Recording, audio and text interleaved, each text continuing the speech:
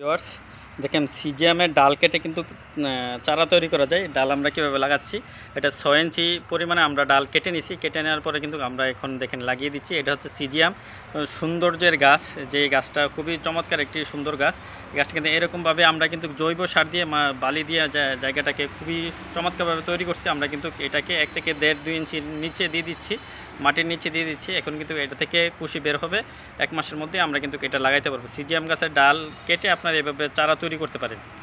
দেখেন এটা হচ্ছে সিজিএমের গাছ। এই গাছটা থেকে আমরা ডাল কেটে চারা তৈরি করছি। এরকম গাছ থেকে এরকম গাছ হয়ে যাবে যদি আপনি এই ডাল থেকে চারা তৈরি করতে পারেন। এটা হচ্ছে সিজিএম। এরকম রুদ্রে যদি লাগান তাহলে এরকম ছায়ার ব্যবস্থা করে দেবেন। দেখেন আমরা ছায়ার ব্যবস্থা করে দিচ্ছি। এটার নিচে কিন্তু সব কাটিং লাগানো সিজিএমের, আমরা কিন্তু ছায়ার ব্যবস্থা করি। এরকমভাবে এটা কিন্তু 2 সপ্তাহের মধ্যেই আমরা কিন্তু পানি দিয়ে দিচ্ছি। পানি দিয়ে দিবেন 2 সপ্তাহের মধ্যেই কিন্তু এখান থেকে কুশি বের হয়ে যাবে। যখন শিকড় বের হবে তখন কিন্তু আপনারা এই সিজিএম গাছটা তুলে প্যাকেটে বা মাটিতে লাগাইতে পারেন।